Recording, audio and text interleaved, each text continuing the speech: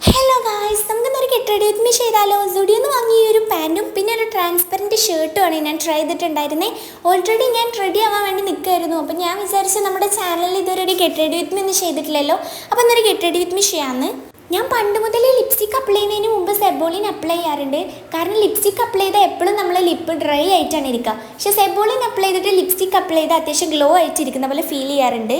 പിന്നെ ഞാൻ അപ്ലൈ ചെയ്യുന്നത് ഈ ഒരു റെഡ് ലിപ്സ്റ്റിക് ആണ്. ഈ ഒരു ലിപ്സ്റ്റിക്കിൻ്റെ വീഡിയോ ഞാൻ ഓൾറെഡി എൻ്റെ ചാനലിൽ അപ്ലോഡ് ചെയ്തിട്ടുണ്ട്. അപ്പോൾ ഷെയ്ഡ് ഇഷ്ടപ്പെടുന്നവർ എന്തായാലും ആ വീഡിയോ വാച്ച് ചെയ്താൽ മതി. ലിപ്സ്റ്റിക് ഇട്ടിട്ട് പിഗ്മെൻറ്റേഷൻ വരുന്നുണ്ടെങ്കിൽ സെബോളിൻ ഇട്ടിട്ട് ലിപ്സ്റ്റിക് ഇട്ടാൽ മതി. അത്യാവശ്യം നല്ലപോലെ പിഗ്മെൻറ്റേഷൻ കുറയുന്നുണ്ട്. പിന്നെ ഒരു പ്രശ്നം എന്താ വെച്ചാൽ ഇത് അങ്ങനെ ഇങ്ങനെ ഒന്നും മിക്സ് ആവില്ല. ഞാൻ എൻ്റെ ചുണ്ടുകൊണ്ട് അങ്ങോട്ടും ഇങ്ങോട്ടൊക്കെ ആക്കുന്നുണ്ടെങ്കിലും ഇങ്ങോട്ട് വിളിച്ചാൽ അങ്ങോട്ട് പോകും, അങ്ങോട്ട് വിളിച്ചാൽ ഇങ്ങോട്ട് വരും.